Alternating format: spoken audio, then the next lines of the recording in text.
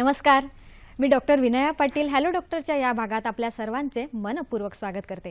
सह्याद्री वाहिनीच्या hello doctor या कार्यक्रमाचे विशेष म्हणजे या कार्यक्रमात आपला सहभागही आमच्यासाठी तितकाच मोलाचा आहे। आपणही आमच्या कार्यक्रमात सहभागी होऊ शकता, तेही फक्त एक फोन कॉल करून। प्रेक्षक हो, काही ओळी आठवतायत त्या अशा की मी माती होतो तू तुळस होते, मी काटे होतो तू फूल होते, मी मासा होतो तू पाणी होते। खरंच बाळाच्या गरजेनुसार बदल करणारी आई ही अशी एकमेव असते की जी इतरांपेक्षा तुम्हाला 9 महिने अधिक ओळखत असते। म्हणूनच बाळाशी तिचे असलेले नाते हे अलौकिक असते, अगदी सर्वोच्च असते। खरंच बाळाला लागणारी गरज ही तिच्यापेक्षा जास्त कोण ओळखणार। मातृत्वाकडून बाळाकडे जाणारे जे संदेश असतात ते खरंच बाळाव्यतिरिक्त इतरांनाही ते समजू शकतात आणि त्याची काळजी मातृत्वाकडूनच घेतली जाते। ही एवढी मोठी जबाबदारी निसर्गाने मातृत्वालाच म्हणजे आईलाच वरदान मिळालेलं आहे आणि ही काळजी तिच्याहून अधिक कोणीच घेऊ शकणार नाही हेही बहुतेक निसर्गाला माहीत होतं। प्रेक्षक हो, बालसंगोपन हे एक असे बाळकडू आहे जे खरंच आपल्याला आयुष्यभर पुरते।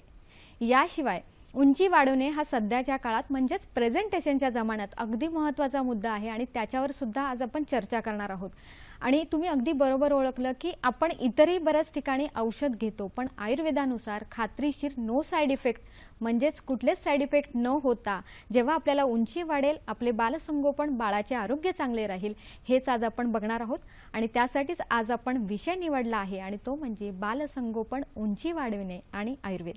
यासाठी आज आपण आमंत्रित केले आपल्या सर्वांच्या सुपरिचयाचे प्रख्यात तज्ञ वैद्य समीर गोविंद जमदग्नी। नमस्कार डॉक्टर। नमस्कार। हॅलो डॉक्टर मध्ये तुमचे स्वागत। वैद्य समीर गोविंद जमदग्नी हे आयुर्वेदाचार्य, आयुर्विद्या पारंगत आहेत। गेल्या 30 वर्षापासून पुणे व मुंबई येथे यशस्वी आयुर्वेदीय चिकित्सक म्हणून कार्यरत आहेत। श्री विश्ववती आयुर्वेदीय रुग्णालय कोल्हापूर येथे प्रमुख चिकित्सक, Nargis Dutt memorial cancer hospital Barshi येथे प्रमुख चिकित्सक म्हणून कार्यरत आहेत। कॅन्सर, वंध्यत्व, हृदयरोग, गतिमंदत्व, मतिमंदत्व व क्रिटिकल इलनेसेस यासारख्या अनेक आजारांमध्ये विशेष प्रावीण्य आहे। प्रेक्षकांनो, आजचा जो आपला विषय आहे त्या विषयाविषयी तुमच्या मनात बरेच प्रश्न असतील आणि त्यांची आपल्या डॉक्टरांची उत्तरे घेण्यासाठी तुम्हाला लागतील आमचे फोन नंबर, ते चटकन लिहून घ्या। 022 हा मुंबईचा कोड क्रमांक आहे आणि फोन नंबर असा 24908050 24988050।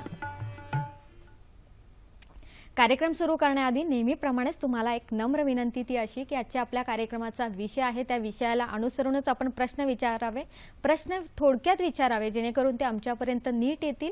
याशिवाय प्रश्न विचारताना आपल्या टीव्हीचा आवाज हा बंद करावा, म्हणून जेणेकरून आपला प्रश्न हा आमच्यापर्यंत व्यवस्थित ऐकू जाईल।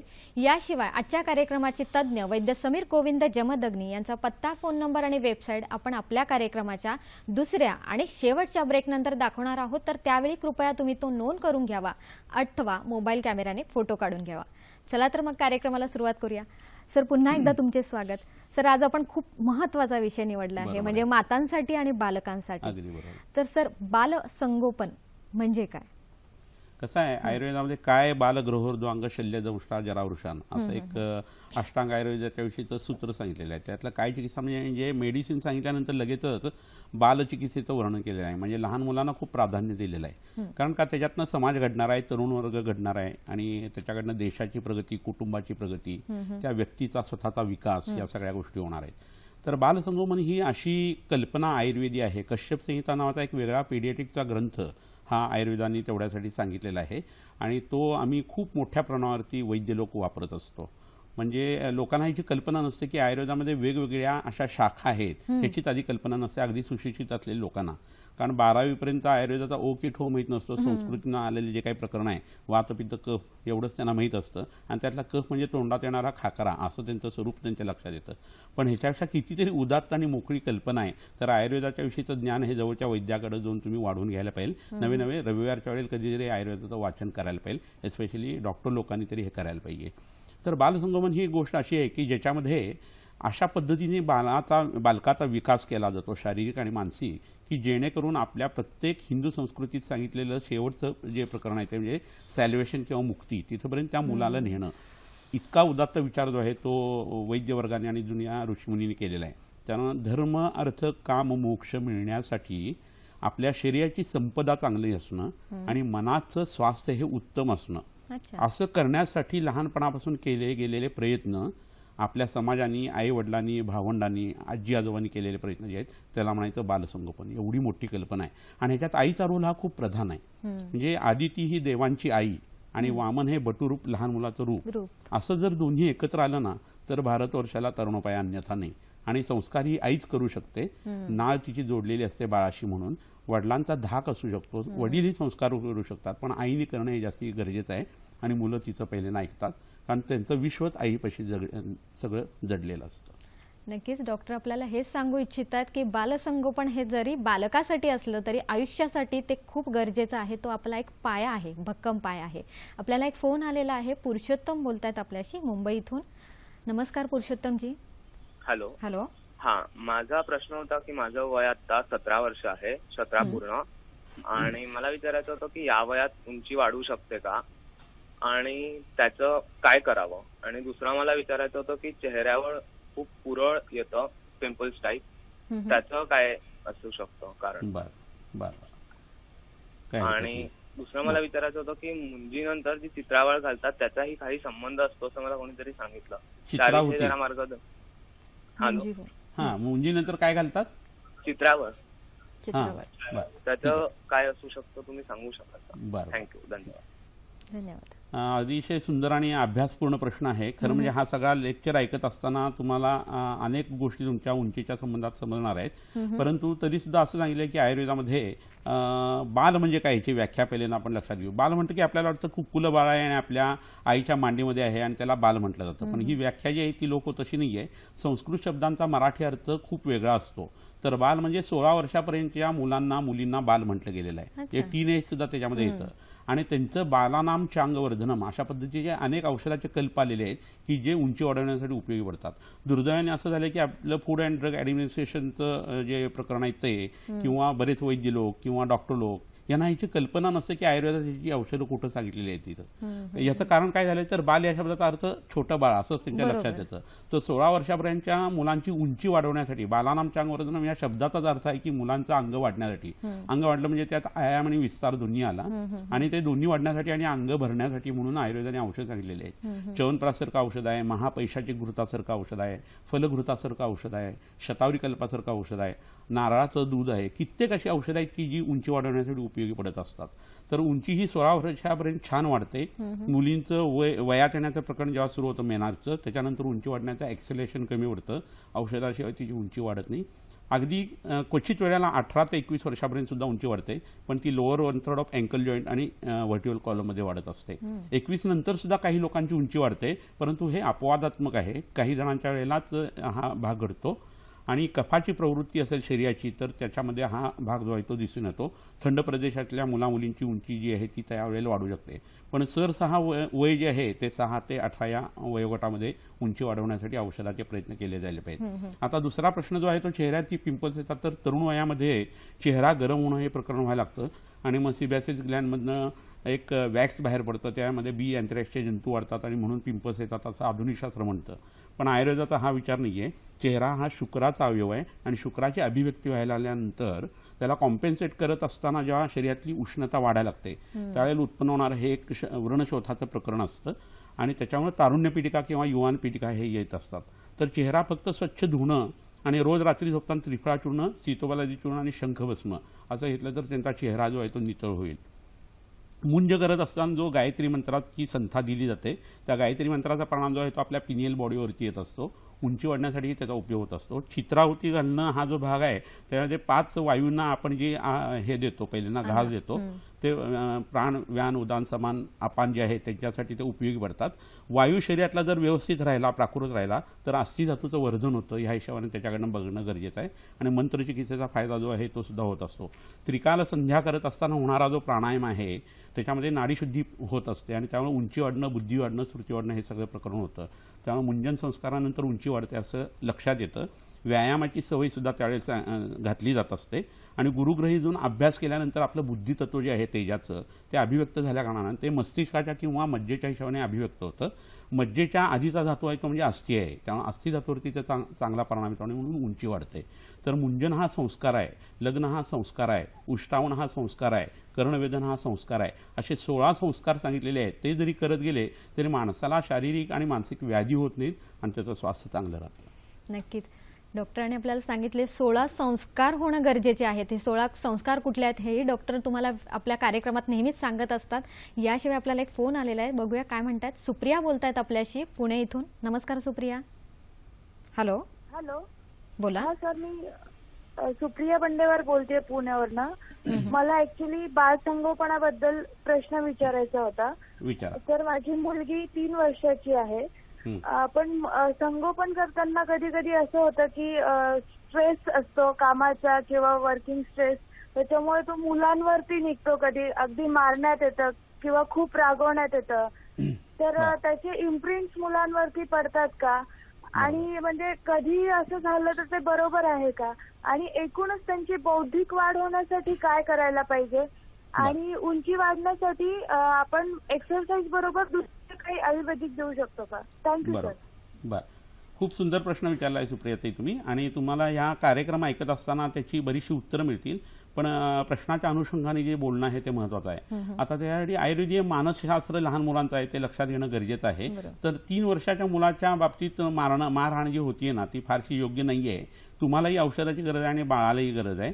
पण एक साधं सूत्र सांगतो, लालयत पंचवर्षांनी म्हणजे 5 वर्षापर्यंत मुलांचे लाड करायचे, 10 वर्षांनी ताडेत, नंतर मग हळूहळू थोडं मारणं किंवा एकाच आई वडिलांच्यापैकी कुणाचा तरी धाक पाहिजे. नाहीतर मुलं जी आहेत ती डोक्यावरती मिरे वाटतात आई वडिलांच्या, कारण एकच मुलं असतं. त्यामुळे त्या मुलाला नातेवाईक कमी व्हायला लागतात हळूहळू. काका आत्या मामा वगैरे त्यांची मुलं जी आहेत असं प्रकरण राहत नाही आणि नाती कमी होत जातात. त्याचा परिणाम म्हणून मुलं एकलकोंडी अशी होतात, केअरिंग आणि शेअरिंग त्यांना जमत नाही.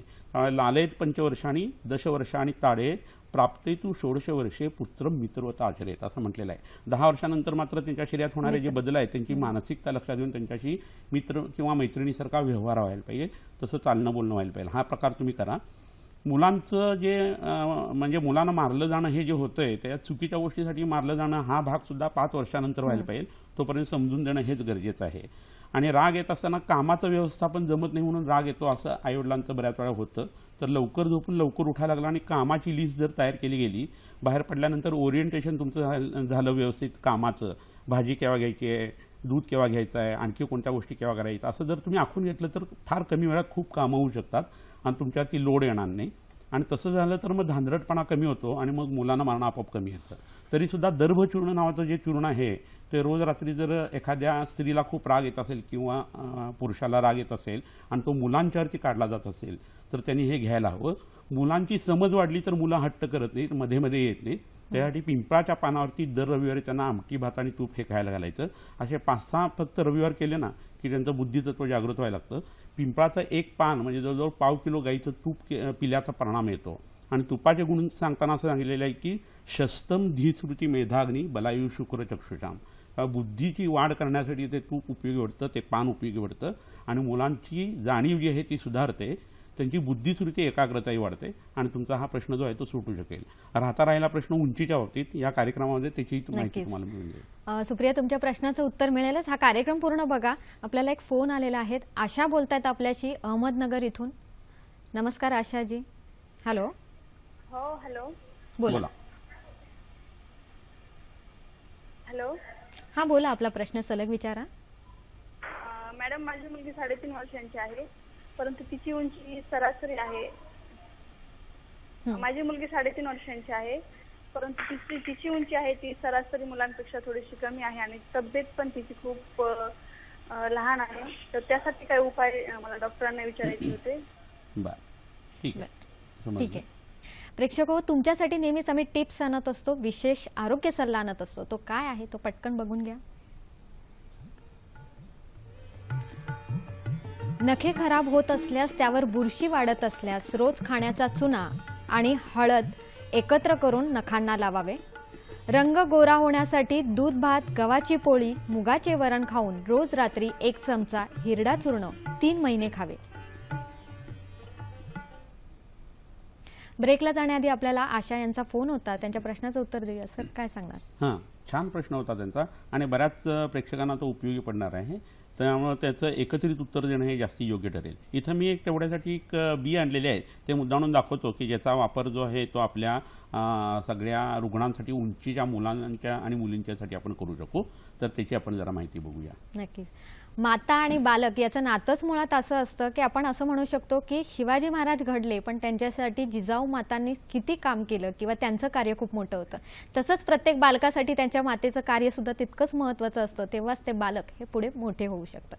बघूया आता आजचे ही काय. समोर जी वनस्पती दिसते त्या बिया दिसत आहेत तुम्हाला, तर ह्या आळीव नावाच्या बिया आहेत. शिवाजी महाराजांच्या किल्ल्यावरती आपण दिवाळीमध्ये किल्ला केल्यानंतर त्यावरती मोहरी वगैरे टाकतो, तसं आळीव टाकत असतो. तर हे आळीव नावाचं जे धान्य आहे ते झपाट्याने वाढत असतं आणि त्याच्या वाढण्याचा हा गुण जो आहे त्याच्या पेशींच्या मधला, तो आपल्या शरीरातल्या पेशींना येण्यासाठीच ही गोष्ट वापरली गेलेली आहे आयुर्वेदाकडून.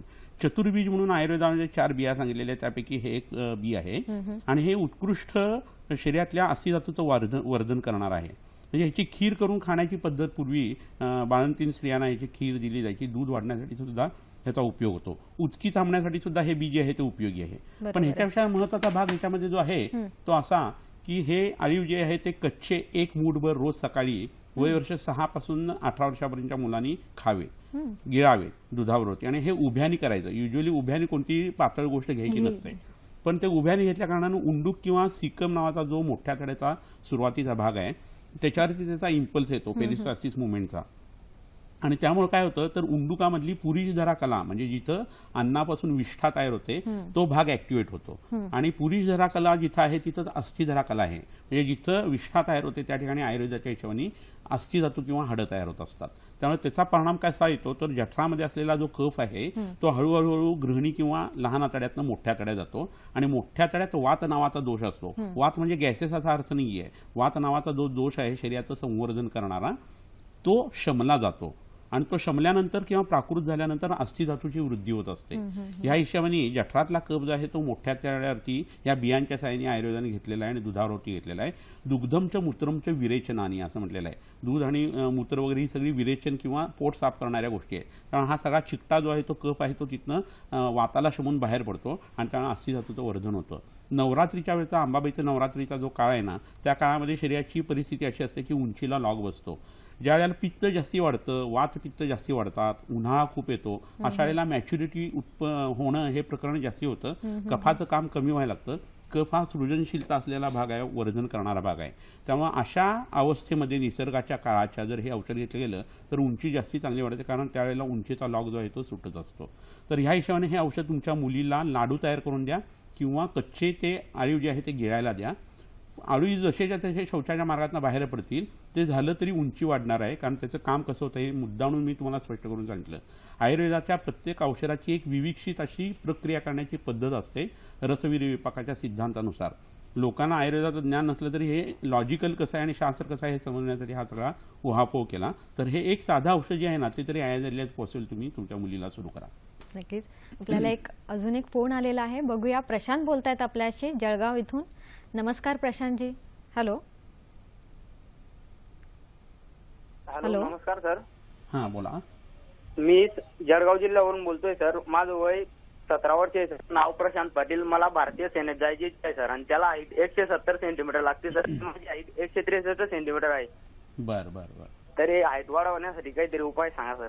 बर बर, ठीक आहे. खूप सुंदर प्रश्न आहे आणि त्याचं उद्देश चांगला आहे, जे आहे ते खूपच आहे. फक्त थोडासा प्रशांतला उशीर झालेला आहे, कारण वय आता त्याचं बॉर्डरलाईन आलेलं आहे. 16 ते 21च्या दरम्यान किंवा 18 ते 21च्या दरम्यान उंची वाढण्याची शक्यता ही पाठीच्या मणक्यामध्ये काही ठिकाणी आहे आणि पायाच्या घोट्याच्या ठिकाणी काही ठिकाणी असते. प्लस आई वडिलांचं त्याचं उंची किती आहे हे बघणं गरजेचं असतं. खाणं पिणं आणि ह्याची बॉडी कॉन्स्टिट्यूशन सुद्धा महत्वाची असते. पित्तवाताची किंवा वात पित्ताची किंवा पित्ताची आणि वाताची तब्येत असताना बऱ्याच वेळेला उंची ही कमी राहत असते. कफाची असेल तर खूप छान पद्धतीने वाढत असते. आता तुम्ही असं लक्षात घ्या की भारतवर्षामध्ये काश्मीरकडे गेल्यानंतर उफाड्या बांधल्याचे लोक असतात, वय लहान असताना सुद्धा गोरे लोक असतात, कारण तिथं कफाचं काम जास्ती असतं, कफ जास्ती असतो. अनुपदेश असं आम्ही त्याला म्हणतो, कफा आणि भूयिष्ठाचा देश. हे जर दक्षिण भारतात गेलं तर लोकांचा रंग काळा असतो आणि उंची कमी असते, कारण तिथे पित्त आणि वाताचं आधिक्य असतं. तिथं मसाल्याचे पदार्थ जास्ती तयार होतात आणि पित्ताचं आधिक्य असल्याकारणे त्यांची उंची मॅच्युरिटी पटकन येते असं होतं. तर हाच भाग जो आहे तो औषधामध्ये आणलेला आहे. तरी सुद्धा त्यांनी हा प्रयत्न असा करून बघावा. 63-70 पर्यंत होईल त्यांनी कल्पना नाही, पण आता सांगितलेलं हे आळीवाचं औषध जे आहे त्याच्या बरोबरीनं पंचकर्मातला बस्ती नावाचा भाग जो आहे तो करावा. त्याच्या आधी त्यांनी बोन एज एक्सरे करून रिस्टचे एक्सरे काढून घ्यावे, म्हणजे फ्युजन किती झालं हे बघणं खूप गरजेचं आहे. तुम्ही असं लक्षात घ्या की आकाश महाभूत शरीरात वाढल्याशिवाय, दोन हाडांच्या मधलं अंतर वाढल्याशिवाय उंची वाढत नाही. आपण गर्भावस्थेमध्ये असताना वेगवेगळी महाभूतं आपल्या शरीरावरती काही रोल प्ले करत असतात. पृथ्वी संहती म्हणजे पृथ्वी महाभूतामुळे घट्टपणा येतो. आप हा क्लेद येते म्हणजे जल महाभूतामुळे ओलेपणा शरीराला येतो. तेज हा पचती म्हणजे पचनाचं काम जे आहे ते तेज महाभूतामुळे होत असतं. वायू विभजती म्हणजे विभजनाचं काम जे आहे ते वायूमुळे होत असतं गर्भावस्थेमध्ये. आणि आकाशम विवर्धयती म्हणजे आकाश जर जास्ती असेल तर शरीराची वाढ होत असते. त्यामुळे लोंबकळण्याचा व्यायाम, पोहण्याचा व्यायाम जो आहे तो आणि ताडासन हे तुम्ही लवकरात लवकर सुरू करा.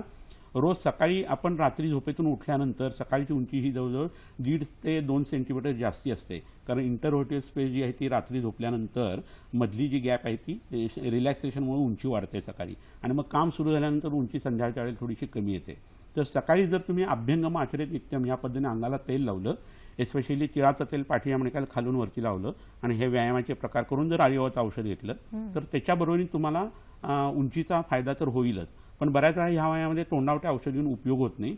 तर शौचाच्या मार्गामध्ये तिक्त क्षीर बस्ती नावाच्या बस्ती असतात. जळगावमध्ये खूप छान छान मोठे मोठे वैद्य आहेत.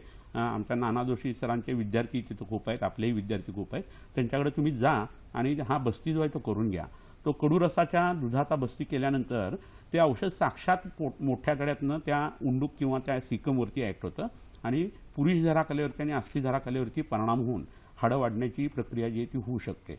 तर इच्छा खूप जर छान असेल आणि हे सगळे प्रयोग जर केले गेले तर मला असं वाटतं की 3 इंचापर्यंत उंची वाढू शकेल. 70 होईल काही हे इथनं मला तुला सांगता येणार नाही. तर हा प्रयत्न जरूर करून बघ. प्रयत्न करणं सर खूप गरजेचं आहे. सर इतके आपण संस्कारांविषयी बोललो, तसं आयुर्वेदीय संस्कार आणि बालसंगोपन याचा काही संबंध असतो? खूप जवळचा संबंध आहे. कसं आहे, व्हॅक्सिनेशन जसं आधुनिक शास्त्र आता करत असतं आणि ते व्हॅक्सिनेशन इतकी झाले 30-35 व्हॅक्सिनेशन आहेत आणि शरीरात गेल्यानंतर त्याच्या अँटीबॉडी तयार झाल्यानंतर त्या अँटीबॉडी शरीराचं काय करतात हे समजत नाही. त्यामुळे ॲल्युमिनियम बेस असलेली बरीचशी व्हॅक्सिनेशन जी आहेत, पोलिओचं व्हॅक्सिनेशन एस्पेशली जे आहे ते, तर त्याचा परिणाम हा ब्रेन स्टेमवरती येऊन ऑटिझममध्ये मुलं कन्वर्ट होतात असं बऱ्याच वेळा दिसतं. म्हणजे ऑटिस्टिक बेबी दर महिन्याला आम्ही जे तपासतो 30-40 त्याच्यामध्ये बऱ्याच वेळा असं होतं की मूल नॉर्मल असतं आणि ते व्हॅक्सिनेशन झाल्यानंतर 20 तासामध्ये ते ऑटिझममध्ये कन्वर्ट झालेला इतका भयानक प्रकार सुद्धा दिसू शकतो. आणि लोकही आता हेल्थ कॉन्शियस आणि समाजाशी विचार करणारे असल्या कारणाने एकच मूल होऊ देतात आणि नंतर मग ट्युबेक्टॉमीचं ऑपरेशन वगैरे केलेलं असतं. रिइलिमिनेशन ऑपरेशन सक्सेसफुल होत नाही आणि म्हातारपणची त्यांची जी काठी आहे तिलाच सांभाळायची पाळी जी आहे ती यायला लागते. तर ह्या सगळ्या गोष्टी लक्षात घेता व्हॅक्सिनेशनच्या ऐवजी आयुर्वेदाने काय सांगितलेल्या गोष्टी आहेत त्या तुम्ही बघणं गरजेचं आहे. आणि त्याच्यामध्ये लेहनविधी हा महत्त्वाचा आहे. सुवर्णप्राशन किंवा लेहनविधी जो आहे तो कश्यप संहितेमध्ये सांगितलेला आहे. वेगवेगळ्या वनस्पती त्यासाठी सांगितलेल्या आहेत. गुटी नावाची कल्पना त्यातूनच आलेली आहे. गुटीला खूप लोक हाड करतात डॉक्टर लोक, पण तशी परिस्थिती नाही आहे. शास्त्र समजून घ्यायला पाहिजे. कसं आहे, गुटीच्या वेळची स्वच्छता हा ज्याचा त्याचा प्रश्न आहे. त्याच्यासाठी तुम्ही आयुर्वेदाला नाही नावं ठेवू शकत. ती वनस्पती जी आहे ती सहाण्यावरती कशी उगाळावी, स्वच्छता काय पाळावी हे सगळं पूर्वीच्या लोकांनी लिहून ठेवलेलं आहे. आणि 16 जुन्या लोकांचं तुम्हाला कदाचित कल्पना असेल तो स्वच्छतेचा आणि आसेप्टिक प्रिकॉशनचाच भाग होता. तर तिथं आयुर्वेद जो आहे त्याला तुम्ही त्या लोकांना नावं ठेवा, आयुर्वेदाला नका ठेवू. तर त्या 28 पद्धतीच्या वनस्पतीचे वेढे किती घ्यायचे, ते वेढे घेतल्यानंतर कोणत्या आजारासाठी ते उपयोगी पडतात हे सगळं दिलेलं आहे. आणि 1 महिना मुलाचा झाला पहिला की नंतर त्याला 3 वर्षापर्यंत ही गुटी जर दिली गेली तर त्याची उंची उत्तम वाढते, बुद्धिस्मृती एकाग्रता वाढते, रंग चांगला होतो, बोबडं बोलणं वगैरे होत नाही, विकृत घाणेरड्या सवयी लागत नाही, अंगठा चोकणं, नख खाणं ह्या गोष्टी होत नाही. तर एवढं सगळं घडत असतं. त्याच्या हा संस्कारच आहे. त्याच्यानंतर कान टोचणं किंवा कर्णवेधन नावाचा विधी सांगितलेला आहे. तर कानाचा आकार हा उलट्या गर्भासारखा आहे आणि त्याचं डोकं म्हणजे आपली काण्याची पाळी आहे आणि तिथं दैवकृत छिद्र असतं. दैवकृत छिद्र ही शरीरात 2 ठिकाणी आहेत. एक डोळ्याच्या ठिकाणी आहे, पांढरा आणि काळं बुबुळ यांच्यामध्ये, आणि दुसरं जे आहे ते कानामध्ये आहे. आणि आता सुद्धा डोळ्याचं ऑपरेशन आता फेको टेक्निकमध्ये थोडासा फरक झालेला आहे, पण अन्यथा आधी सुद्धा जिथं सुश्रुताचार्यांनी लिंगनाश म्हणजे मोतीबिंदूचं ऑपरेशन करायला सांगितलेलं आहे तिथं जो छेद घ्यायला सांगितलेला आहे तो छेद जो आहे तो दैवकृत छिद्राच्या ठिकाणीच आहे. म्हणजे वेदना कमी होते, रक्तस्राव होत नाही आणि डोळ्याला इजा होत नाही. नेमका तोच भाग जो आहे तो कानाच्या पाळीच्या छिद्राच्या संबंधात आहे आणि ते जर टोचलं गेलं तर जवळजवळ 90 पद्धतीचे आजार शरीराला उत्पन्न होत नाही. असा जो भाग आहे तो कर्णवेधन संस्कारामध्ये सांगितलेला आहे. कानातलं डूल घालण्यासाठी कान टोचावे एवढा कोताविचार ऋषीमुनी तरी करणार नाही, माणूस बरोबर. कदाचित करू शकेल. नक्कीच. तर ह्या पद्धतीने तुम्ही त्याच्याकडे बघायला पाहिजे आणि मग तुमच्या असं लक्षात येईल की ह्या संस्काराने एक विशिष्ट अर्थ आहे. अर्थ आहे. संस्काराची व्याख्या तुम्ही अशी लक्षात घ्या किंवा त्याची फलश्रुती अशी लक्षात घ्या की संस्कारो ही विशेष गुणांतराधानम उच्यते. हे एखाद्या द्रव्यात किंवा व्यक्तीमध्ये चांगला फरक होऊन त्याच्यामध्ये वेगळे गुण येणं, दोष कमी होणं हे करण्यासाठी म्हणून संस्कार केले जातात. बरोबर. अन्यथा माणसाच्यात आणि प्राण्यांच्यात फरक काय राहिला असतो. नक्कीच.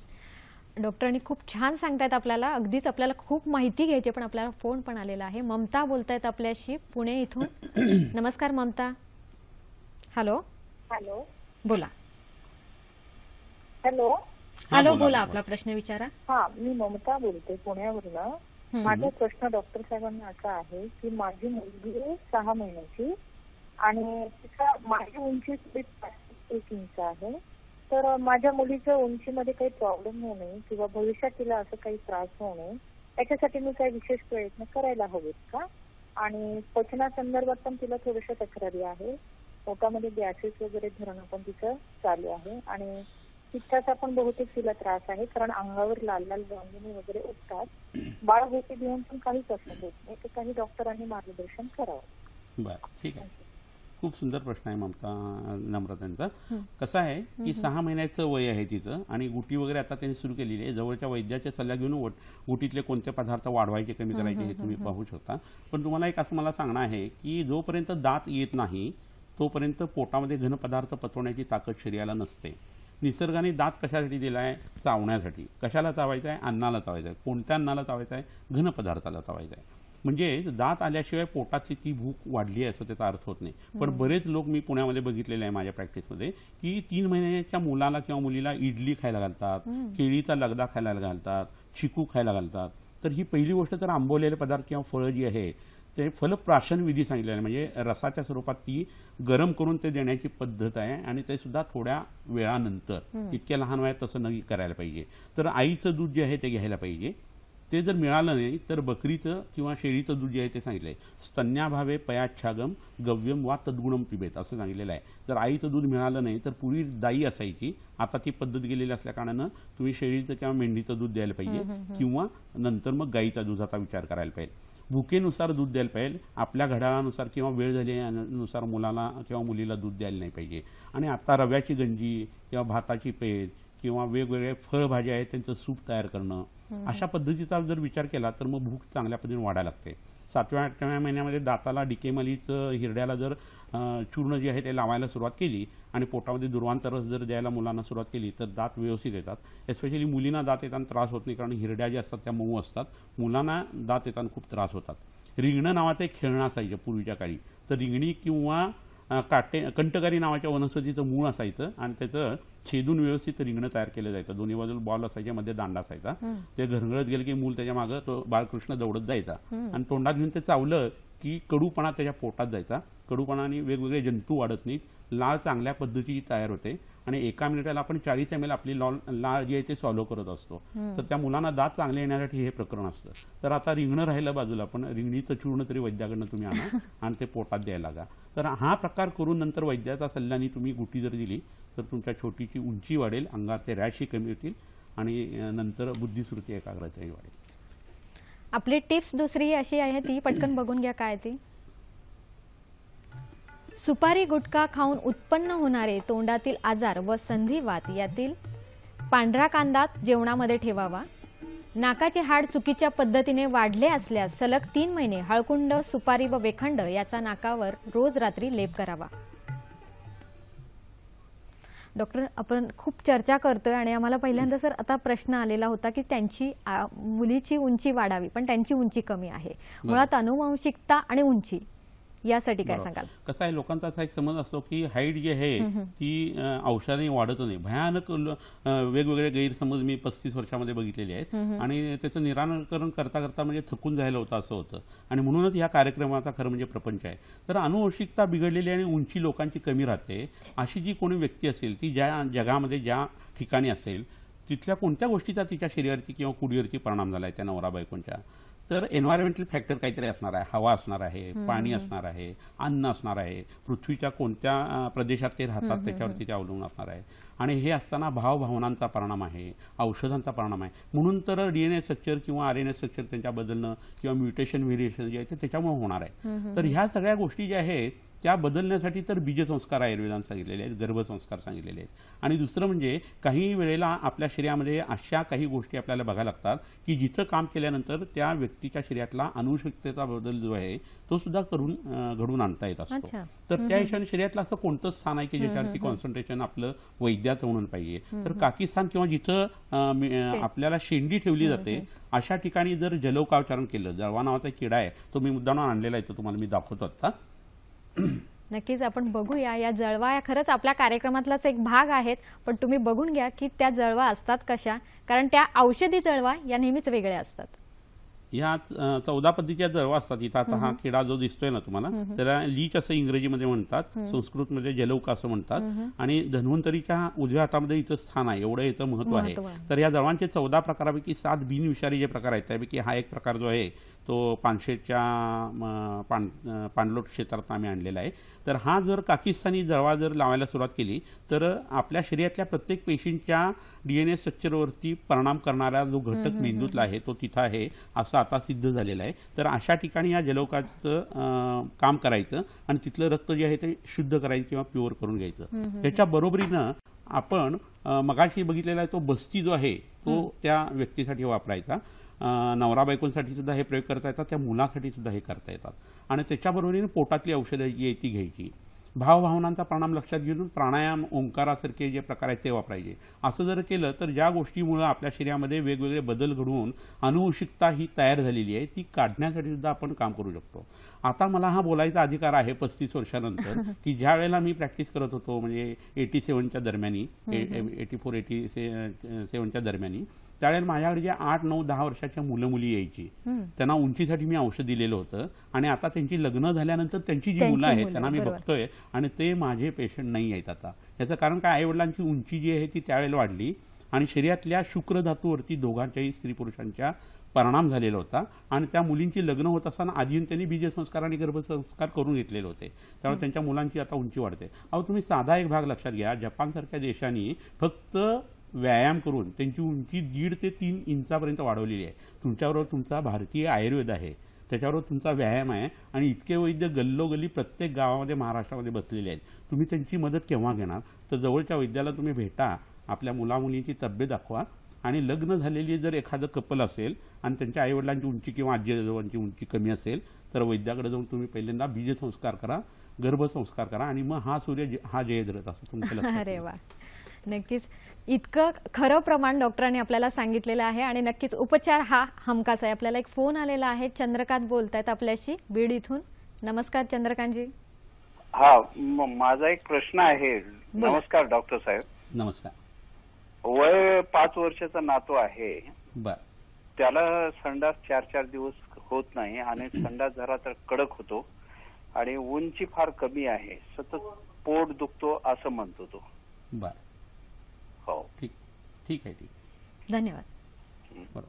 4 ते 5 दिवस जर शौचालय होत नाही असं असेल ना तर एकदम सगळी औषधं करण्याच्या आधी एक असा वेगळा आजार असतो की आपलं मोठातडं जे आहे त्याच्या ज्या बॅग्स आहेत त्याच्यामध्ये बऱ्याच वेळेला मज्जातंतूंचा पूर्णतः समावेश झालेला नसतो आणि काही ठिकाणी म्हणजे मज्जातंतूंचा भाग नसल्या कारणानं तिथल्या पेरिसायसिस जे आहे ते अटकून राहतात आणि तिथं फुगा येतो. ऑपरेशनच्या साहाय्याने बऱ्याच वेळा डॉक्टर लोक ते दुरुस्त करायचा प्रयत्न करतात. तर इतका मोठा आजार नाही ना, हे पहिल्यांदा पोटाच्या तज्ज्ञ डॉक्टरला दाखवून घ्या आणि जवळच्या वैद्यालाही त्यांनी भेटून घ्यावं. तर हा वाताचा आजार आहे आणि त्याच्यासाठी सुद्धा ऑपरेशन न करता आयुर्वेदातली स्टेम सेल थेरपी जी आहे ती करता येते. बांबूच्या पानांचं चूर्ण, वेखंड आणि हळद ह्याचा लंबोसॅक्रल लिजनला जर त्यांनी लेप केला आणि त्याच्याबरोबर पोटावरती लावण्याचे काही लेप जे असतात ते जर केले गेले पोटाचा शेक जर केला गेला आणि त्याच्यावर जर तिक्त क्षीर बस्ती जे आहेत मगाशी सांगितले ते जर केले गेले तर उंची वाढण्यासाठी त्याचा उपयोग येईल आणि मलावष्टमय जो आहे तोही कमी होईल. पहिल्यांदा त्यांनी काय करावं की त्या मुलाला तू खा किंवा पी असं मागं लागू नये. आया आणि घरचे लोक खूप मुलांच्या मागं लागतात जेवण्यासाठी आणि मुलं तर खात नसतात. मूल पुढे पळतंय, आई त्याच्या मागणं धावते असं स्वरूप असतं. तर मुलांना ऑन डिमांड खायला द्यायला पाहिजे. कुमारी असं नावाचं औषध जे आहे नंबर 3चं ते त्यांनी त्यांच्या मुलांना जे आहे ते 2-2 चमचे जेवणाच्या आधी द्यावं आणि रात्री झोपताना काळ्या मनुका ज्या असतात त्या बिया काढून 30 ते 40 त्याला खायला द्याव्यात. तर असे असे त्याचा कोठा साफ व्हायला लागेल. पण अन्नपचन व्यवस्थित झालं तर कोठा साफ होणं हे मोठ्या तळ्याशी संबंधित नसून यकृताशी संबंधित आहे. कारण यकृताची उत्तेजना व्यवस्थित झाली लिव्हरची आणि अन्नपचन झालं तर त्याला शील आपोआप साफ व्हायला लागेल. एरंडेल तेल जे आहे ते निर्धोक आहे. म्हणजे 1 दिवसाचं मूल आणि 100 वर्षाचा म्हातारा माणूस यांना कुणालाही ते निर्धोक देता येतं. त्यांनी पाण्याचे जुलाब कधी होत नाही आणि मळाचे जुलाब होतात. तर त्या मुलाला एरंडेल तेल जे आहे ते ताकाची चूळ भरून जर प्यायला दिलं मधातून किंवा गरम पाण्यातून तर त्याला त्याची चव वास समजणार आणि त्याचा गुण उत्तम येईल. नक्कीच. बाकी सगळ्या प्रेक्षकांसाठी खास असं की डॉक्टर नेहमी आपल्याकडे वनस्पती आणत असतात, ओल्या वनस्पती. ह्या विशेष तुमच्यासाठी आपण आणतोय का तर त्यांचा उपयोग कसा करायचा जेणेकरून तुमचे जे प्रश्न आहेत प्रश्नांची उत्तरं तुम्हाला याच कार्यक्रमात इथेच मिळतील. त्यांचा उपयोगही कसा करायचा हे नक्कीच तुम्ही ह्या आपल्या आरोग्यवहीत लिहूनही घेत असाल हेच आम्ही इच्छा करतो तुमच्याकडून. सर काय आणलेत आज वनस्पती? आता इथं बऱ्याच वनस्पती मी आणलेल्या आहेत त्या तुम्हाला दाखवतो. ही पहिली मोठी जी वनस्पती दिसतीये ही नारळाचं झाडाचं पान आहे, झावळी असे मोठी त्याची. तुम्ही म्हणाल हे कशासाठी आणले तर पुरुषोत्तम लोकसमित असा एक सिद्धांत आहे जे ब्रह्मांडाचा आहे तेच पिंडामध्ये आहे. त्या नारळाच्या झाडाचा वाढण्याचा गुणधर्म आहे ना तोच लक्षात घेऊन ही वनस्पती आपण आणलेली आहे. नारळाचं दूध जे आहे म्हणजे आतल्या खोबऱ्याचं ते सकाळी संध्याकाळी रोज पोटात देत असताना या नारळाच्या पानाचा क्षार करायचा म्हणजे राख तयार करायची आणि दोन्ही जेवणानंतर पाव चमचा ती मधातून मुलांना द्यायची. की उंची वाढण्यासाठीचा अप्रतिम उपयोग होतो. अशी ही एक वनस्पती आहे ती आपण बघून झाली. दुसरी ही जी वनस्पती आहे इथं ही अश्वगंधा नावाची वनस्पती आहे. खरं म्हणजे अश्वगंधा हा एक जंगली प्रकार जो आहे तो लक्षात घ्यायला पाहिजे. ही ढोरगुंज म्हणून समोरची हातातली वनस्पती आहे. ह्याच्यापेक्षा अश्वगंधा या वनस्पतीचा उपयोग चांगला होतो. तर मुळावरची साल काढून किंवा मूळ जे आहे ते कुटून घेऊन त्याचं चूर्ण करायचं आणि पाव चमचा 2 वेळेला ज्यांची वजनं कमी आहेत आणि उंची कमी आहेत अशा लोकांनी हे दुधातून 63 दिवस 21 दिवसाचे 3 कोर्स करायचे. तर त्यांनी उत्तम पद्धती उंची वाढते, वजनही वाढतं आणि अंगाचा रंग जो आहे तो सुधारतो. हे खूप अप्रतिम औषध आहे. दुसरी एक वनस्पती इथं तुम्हाला ही दिसतीये ही एरंड नावाची वनस्पती आहे. याला गंधर्वास्त्र असंही म्हणतात. गंधर्वाच्या हातासारखं याची पानाची रचना आहे. ह्याचे खूप वेगवेगळे उपयोग आहेत. पानांचा रस आहे तो काविळीसाठी आपण पोटामध्ये देतो. परंतु त्याच्यापेक्षा महत्वाचा भाग म्हणजे ह्याचं जे मूळ आहे खाली जे मूळ दिसतंय तुम्हाला हे मूळ अतिशय उत्कृष्ट वातशामक असं आहे. या मुलांच्या किंवा मुलींची प्रकृती लुकडी किंवा बारीक कृश आहे अशा याचा क्षीरपाक द्यायचा तर त्यांचा पोटाही साफ व्हायला लागतो, अन्नपचन व्यवस्थित व्हायला लागतं आणि उंची वाढायला अप्रतिम फायदा होतो. हे औषध फक्त संध्याकाळच्या वेळी देणं जास्त इष्ट आहे आणि याचा वापर हा वयवर्ष 6 पासून 18 वर्षापर्यंत करता येतो. तर उंची वाढण्यासाठीचा खूप चांगला उपयोग होतो. त्याच्याबरोबर ही दुसरी वनस्पती ही जी दिसते आता खूप मुळ्या तुम्हाला दिसतील. ह्याला शतमूली किंवा शतावरी असं म्हणतात. तिवरी वगैरे असे याचे वेगवेगळे संस्कृत शब्द आहेत. तर ह्या वनस्पतींचं चूर्ण जे आहे मुळांचं ते पोटामध्ये देणं हे इष्ट आहे. ज्या आई वडिलांना आम्लपित्ताचा त्रास आहे आणि ज्यांच्या मुलांची तब्येत त्याच्यामध्ये केस पांढरे होणं तरुण वयामध्ये असं होतं आणि उंची कमी आहे, चिडचिड, त्रागा, आदळपणा आणि हट्टीपणा आहे ज्या मुलांचा किंवा जी रडतात ओरडतात अशा मुलांची उंची जर वाढत नसेल तर शतावरीचं चूर्ण जे आहे ते पोटामध्ये सकाळी संध्याकाळी 2 वेळा तूप आणि साखरेवरती देणं हे गरजेचं असतं. तर अशा ह्या काही वनस्पती आहेत की ज्याचा जरूर आणि जरूर तुम्ही लाभ जवळच्या वैद्यांच्याकडनं करून घ्या. कसं आहे उंची कशामुळे वाढत नाही हे लोकांना पहिले लक्षात घेणं गरजेचं आहे. त्यामुळे अनुवंशिकता हे एक कारण असतं. आजी आजोबा आई वडील यांची उंची कमी असेल तर हे होऊ शकतं. खाण्यामध्ये अतिशय तिखटा मिठाचे पदार्थ स्पायसी डीप फ्राईड फूड जर खाल्लं गेलं तर पित्त शरीरात वाढतं त्यामुळे मॅच्युरिटी लवकर येते आणि त्यामुळे उंची कमी राहते. बऱ्याच वेळा असं होतं judo, karate, weightlifting, kung fu, Kathak, Kuchipudi, taekwondo वगैरे असे लोक खेळतात. तर त्याच्यात काय होतं सेंटर ऑफ ग्रॅव्हिटी ही नेहमी बेंबीपाशी ठेवायला लागते. त्यामुळे दोन्ही बाजूचं शरीर जे आहे ते कॉम्प्रेस राहतं. किंबहुना ज्यांची उंची कमी अशा लोकांना हे खेळ चांगले जमतात. तर हे खेळ तुम्ही खेळत असाल, वजन उचलत असाल तर तुमच्या शरीरामध्ये पित्त आणि वात वाढायला लागले तर मॅच्युरिटी पटकन येते, घाम खूप येतो, हायपर पर्स्पिरेशन किंवा घाम खूप येतो त्या ह्याच्यामध्ये आणि पित्तम तू स्वेद रक्त हो असं म्हटलेलं आहे. त्यामुळे पित्त आणि रक्त याचा प्रकोप जो आहे तो व्हायला लागतो आणि उंची वाढायला अटकाव होतो. त्यामुळे उंचीच्या वेळेला माफक व्यायाम करायला पाहिजे, पोहण्याचा व्यायाम करायला पाहिजे, त्याच्यानंतर ताडासनासारखा व्यायाम करायला पाहिजे, सूर्यनमस्कार घालायला पाहिजे. किंवा दोरीवरच्या उड्या आणि लोंबकाणं हे करायला पाहिजे आणि हे सुद्धा माफक करायला पाहिजे. थोडा काखेमध्ये घाम आला, कपाळावरती घाम आला की थांबायला पाहिजे. अर्धशक्ती व्यायाम हे त्याच्यातलं महत्त्वाचं गमक आहे, हे आधी केलं जायला पाहिजे. खाण्याच्या बाबतीत मी हे सांगितलं, मांसाहार हा जो आहे ना तो सुद्धा कमी ठेवायला पाहिजे आणि घेतला तर मटन सूप, चिकन सूप घ्या, कारण त्याला ड्रेसिंग खूप करायला लागतं, खूप पदार्थ त्यात घालायला लागतात चव येण्यासाठी आणि ते पित्त आणि वाताला जर वाढवायला लागले तर तुमची उंचीही वाढणार नाही आहे. त्याच्याबरोबर तुम्ही ज्या वेळेला कोणताही व्यायाम करता त्याच्या आधी अंगाला तेल लावलं जायला पाहिजे, आधी काही खायला नाही पाहिजे. अनुवंशिकता आहे जसं कारण आहे तशी ही सगळी कारणं तुम्ही लक्षात घ्यायला पाहिजेत. आपण कोणत्या प्रदेशात राहतो त्यानुसार काही अपवादात्मक गोष्टी सोडल्या तर बऱ्याच जणांची उंची कमी राहते. त्यामुळे देश बदल हा एक भाग तुम्ही त्याच्यासाठी करायला पाहिजे. बीजसंस्कार, गर्भसंस्कार आणि आता सांगितलेली इतक्यावरची औषधं, पंचकर्मातला जो भाग आहे त्यातला बस्ती, स्नेहन आणि स्वेदन हे जर केलं तर उंची वाढायला तुम्हाला खूप मदत होणार आहे. आता प्रश्न असा राहिला की कोणता आहार घेतल्यानंतर तुमची उंची वाढणार आहे, किंबहुना कोणता आहार घेतल्यानंतर माणूस हा स्वस्थ राहणार आहे आणि त्याचं शारीरिक आणि मानसिक आरोग्य टिकणार आहे. तर आयुर्वेदाने कधी चौरस आहार खा, एवढं प्रोटीन घ्या, एवढं कार्बोहायड्रेट घ्या, एवढे व्हायटॅमिन्स घ्या असं कधी सांगितलेलं नाही. आपलं शरीर कसं आहे, पंचमहाभूत शरीरी समवाय हा समयोगवाही असं शरीर आहे आणि आपल्या शरीरातले आजार जे आहेत ते दोष धातू मलातून उत्पन्न होतात. ते दोष धातू मल हे सुद्धा पंचमहाभूतातून तयार आहेत आणि आपण जी औषधं घेणार आहे, अन्न घेणार आहे ते सुद्धा कसं आहे, पंचमहाभूतातून उत्पन्न आहे. तर हा सगळा खेळ जो आहे तो पंचमहाभूतांचा खेळ आहे. असं जर असेल तर कोणतीही गोष्ट डेफिशियन्सी ही का होते, तर आपण आपलं अन्न मोनोटोनस ठेवतो, तेच तेच तेच तेच खात राहतो किंवा चुकीचं जिभेला आवडतं तेवढंच खात राहतो.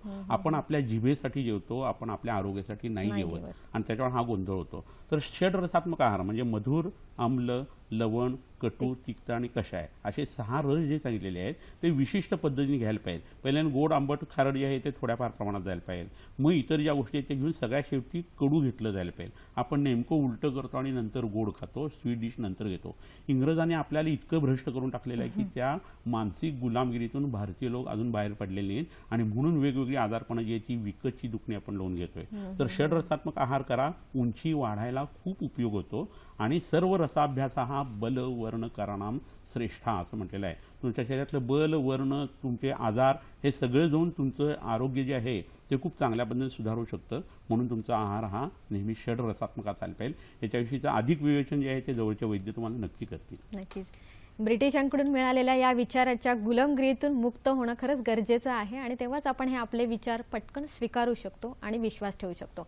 आपल्याला एक फोन आलेला आहे. प्रशांत बोलतायत पुणे इथून. नमस्कार. हॅलो. हॅलो. बोला. बोला. हॅलो, नमस्कार. नमस्कार. मी ठाकरे बोलतोय पुण्यावरनं. हां. माझ्या मुलीचं वय आता 12 वर्ष आहे हं. आणि तिची उंची 5 फूट 8 इंच आहे सध्या. हं. तर एवढ्या कमी वयात तिची उंची जरा जास्त वाटते आम्हाला. बरं. तर उंची अजून खूप वाढेल का कितीपर्यंत जाईल असा काही अंदाज नाहीये. पण त्यासाठी आता काही उंची जास्त वाढू नये यासाठी काही करायला लागेल का? हां, अगदी चांगला प्रश्न आहे. खूप छान प्रश्न आहे. धन्यवाद. धन्यवाद. प्रशांतने खूप छान प्रश्न विचारलेला आहे आणि अतिशय गरजेचं जागरूक आहे. आई वडिलांच्या पैकी ते एक पेरेंट्सचं स्वरूप आहे. तर असं आहे की उंची खूप वाढणं हे सुद्धा त्रासदायक आहे. पण असं म्हणतात ना की लग्नाच्या जोड्या ज्या आहेत ते परमेश्वरवरती स्वर्गातच ठरवतो. तर तिच्यासाठीचा तसा एखादा नवरा तिला नंतर मिळेल सुद्धा आणि त्याची गरज असण्यासाठी म्हणून या मुलीची उंची वाढत असेल. हा एक दुसरा भाग महत्त्वाचा लक्षात घ्यायला पाहिजे निसर्गाचा. पण उंची वाढू नये किंवा कमी राहावी याच्यासाठी काय करायला पाहिजे, आत्ता सांगितलेल्या गोष्टीच्या एक्झॅक्टली अपोजिट गोष्टी ज्या आहेत त्या करायला पाहिजे. तर वय वर्ष 12च्या पुढं जेव्हा 14पर्यंत जाऊन मेनाचही सुरू होतं आणि पाळी सुरू होते, अशा वेळी उंची आपोआपच कमी व्हायला किंवा वाढायला सुरुवात होते. 2 ते 3 मिलीमीटर उंची दर महिन्याला जी वाढतीये त्याचं ॲक्सेलरेशन आपण औषधांनी ज्यांची उंची कमी आहे त्यावेळेला देत असतो. वात पित्ताला कमी करून, पित्ताला वाताला कमी करून आणि कफाला प्राकृतिकरित्या वाढवून. तर आता करायला त्यांना काय पाहिलं आहे तर तिच्या पोटामध्ये कडू पदार्थ जे आहेत ते जर जास्ती घेतले गेले तर तिची उंची वाढण्याची शक्यता कमी आहे. तर हाही प्रयोग करता येईल. कडू पदार्थ पोटात द्यायचे आहेत पण कडू रसाचे बस्ती द्यायचे नाही. मग दुसरा यापन बस्ती नावाचा एक प्रकार आहे. त्यांनी पित्त कमी झालं की तिच्या शरीरातली उंची जी आहे ना ती फार मोठ्या प्रमाणात ती वाढत असेल तर ती कंट्रोलमध्ये ठेवता येईल. तर हा एक प्रकार त्यांना करता येईल. दुसरं म्हणजे तिचं एकदा वयात येणं हे सुरू झालं की आपोआपच उंची खूप वाढण्याची प्रक्रिया तिची कमी होईल. ह्याच्यासाठी वेगळा तुम्ही काही प्रयत्न करू नका किंवा त्याच्यासाठी आणखी औषधाचाही कोणता भाग जो आहे तो वापरू नका. ही नॅचरल ज्या पद्धतीने सांगितलेल्या गोष्टी आहेत तेवढ्या मुलीच्या बाबतीत करा. तिसरं महत्त्वाचं म्हणजे अस्थिमज्जापाचक म्हणून एक औषध आहे. त्यामध्ये गुळवेल असते, मुस्ता आणि आमलकी अशी 3 औषधं आहेत. तर जवळच्या वैद्याकडनं तिला 2 वेळेला ती जेवणाच्या आधी मधातून द्यायला सुरुवात करायची. म्हणजे तिचे हाडं जी आहे ती प्राकृत वाढतील. केस आणि नख आणि दात हे त्याच्यापासून तयार होणारे जे मळ आणि उपधातू आहेत ते चांगले तयार व्हायला लागतील आणि तिची उंची जी आहे ती बरोबर तिच्या शरीराला जेवढी योग्य आहे तेवढी होईल. तुम्ही असं एक लक्षात घ्या हिशेबाने, माणसाचं बॉडी मास इंडेक्स किंवा हाईट वेट चार्ट हा आयुर्वेदाने सांगितलेला नाही आहे. मनुष्य उभा राहिल्यानंतर त्याची जेवढी उंची आहे तेवढाच त्याचा विस्तार पाहिजे. म्हणजे आयाम आणि विस्तार जर एक असेल तर तो माणूस नॉर्मल आहे. मग भले तो कदाचित थोडासा जाड दिसेल, कदाचित थोडा कृश दिसेल, कदाचित थोडा उंच दिसेल किंवा कदाचित थोडासा कृश दिसेल, परंतु त्याच्यामध्ये स्वास्थ्याची सगळी लक्षणं असतात. त्यामुळे फक्त बॉडी मास इंडेक्सवरती आयुर्वेद ही या गोष्टी धरत नाही. समदोषा समाग्निश्च समधातू मलक्रिया प्रसन्न आत्मेंद्रिय मनहा स्वस्थित विधीयते अशी स्वस्थाची व्याख्या आहे. शरीरातले दोष धातू मला चांगले आहेत, भूक चांगली लागते, तहान चांगली लागते, शौचाला चांगलं होतं, पडल्या पडल्या झोप येते, मन आणि आत्मा प्रसन्न आहे, तर तो माणूस नॉर्मल आहे. ही स्वस्थाची व्याख्या लक्षात घेऊन या विषयाकडे बघायला पाहिजे. नक्कीच. आरोग्याची इतकी छान व्याख्या आपल्याला पूर्वीच दिलेली होती. फक्त आपल्याला गरज पडते ती औषधांची आणि आपल्याला माहीत नसतं नक्कीच आपलं आरोग्य काय आहे. तर मानसिक आरोग्य सुद्धा तितकंच गरजेचं आहे. आजचा जो आपला कार्यक्रमाचा विषय आहे त्या विषयाच्या संबंधित आपला आजचा आरोग्य सल्ला काय आहे तोही बघूया. देशी गाईचे धारोष्ण दूध मुलांची उंची वाढविण्यासाठी खूप उपयुक्त आहे. उंच वाढणाऱ्या वनस्पतींचा आयुर्वेदाने उंची वाढविण्यासाठी उपयोग करून घेतला आहे. जसे ओल्या नारळाचे दूध दररोज सकाळ संध्याकाळ 2-2 चमचे पोटात घेणे 90 दिवस. लोंबकळण्याचा व्यायाम, ताडासन आणि पोहण्याचा व्यायाम याने उंची अप्रतिम वाढते. मुलांची उंची रात्री झोपेमध्ये जास्त वाढत असल्याने रात्रीचे जागरण पूर्ण वर्ज्य करावे. आजचा आपला कार्यक्रम आहे आणि डॉक्टर आपल्याला खूप छान समजावतात. डॉक्टरांचा पत्ता पटकन आपण लिहून घ्या.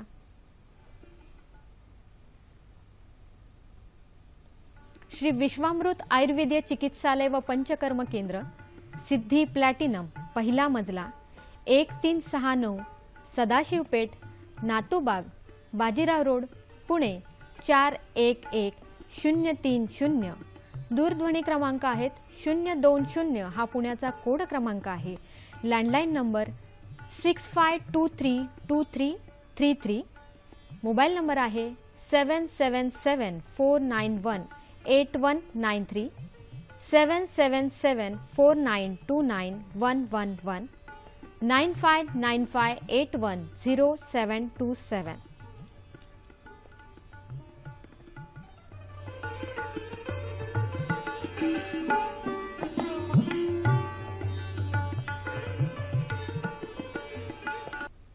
आमचा कार्यक्रमही तुम्हाला कसा वाटला हेही आम्ही जाणून घेण्यास उत्सुक आहोत. त्यासाठी आमचा हा पत्ता. निर्माती हॅलो डॉक्टर, दूरदर्शन केंद्र, वरळी, मुंबई 400030. ईमेल आयडी आहे hellodoctor@ddkmumbai@gmail.com. फेसबुक आयडी आहे facebook.com/ddsahyadri.in, youtube.com/user/ddsahyadri. इथेही तुम्ही आमचे सर्व कार्यक्रम बघू शकता. डॉक्टर आपल्याकडे वेळ कमी आहे आणि काही प्रश्न असे मनात येत आहेत तर त्याविषयी असं सांगा की पंचकर्म जेव्हा आपण म्हणतो ह्या पंचकर्मांचा तुम्ही उपयोग सांगितलाच होता, पण रसायन औषधं असतात त्यांचा आणि आयुर्वेदामध्ये उपयोग पंचकर्मातला बस्ती आणि अंगाला तेल लावणं आणि पोटात तेल घेणं या प्रक्रिया ज्या आहेत उंची वाढवण्यासाठी खूप उपयोगी पडतात. रसायन औषध म्हणजे रसरक्तादे इयंते ती रसायनं. शरीरातले 7 धातू जे आहेत रस, रक्त, मांस, अस्थिमज्जा, शुक्र हे वाढवणारे जे आहेत असे जे रसायनाचे प्रयोग आहेत म्हणजे च्यवनप्राश आहे, ब्राह्म्य रसायन आहे, इंद्रिय रसायन आहे, हे पोटात घेतलं आणि लहान मुलांना जर दिले गेले तर त्यांची उंची खूप चांगल्या पद्धतीने वाढते. महापैशाचे घृत त्याच्यासाठी खूपच उपयोगी पडतं. तर सप्तधातूंची वाढणारी रसायनं जी आहे ती घ्यावीत. सांबरशिंगाचं भस्म जे आहे ते पोटात घेता येतं. शंख भस्म जे आहे तेही पोटात येतं. आता शंख लहान आहे आणि सांबरशिंग उंच वाढतं, तर सांबरशिंग उंचीसाठी जास्त उपयोगी पडतं. त्याचा वापर आपण करायला पाहिजे. तर ही औषधं जी आहेत ती पंचकर्माच्या बरोबरीने वापरणं गरजेचं आहे. म्हणजे हे जर वैद्यांकडे जाऊन जर खास विचारणा केली तर आपल्याला उपयुक्त होईल. सर असे काही प्रश्न येतात पटकन मनात आहे आणि ते तुम्हाला विचारते अगदी सगळ्या प्रेक्षकांच्या वतीने. सर आयुर्वेदानुसार एखाद्या व्यक्तीची उंची किती वयापर्यंत वाढू शकते? वयवर्ष 16 ते 18 पर्यंत, अपवादात्मकरित्या 25 वर्षापर्यंत. अच्छा सर, मग 25 वर्षानंतर उंची ही शक्यता कमीच. 25 वर्षानंतर औषधाने उंची वाढणं अवघड आहे. ऑपरेशन्स करून कदाचित वाढू शकेल. पंचकर्म सर कुठले पंचकर्म करावे? बस्ती, स्नेहपान किंवा तूप संध्याकाळच्या वेळेला पिणं आणि त्याच्याबरोबर संपूर्ण अंगाला तेल लावणं. आयुर्वेदानुसार सर कुठला आहार घेतला पाहिजे खास उंची वाढवण्यासाठी? षड्रसात्मक आहार घ्यायला पाहिजे, गाईचं धारोष्ण दूध घ्यायला पाहिजे. नक्कीच सर.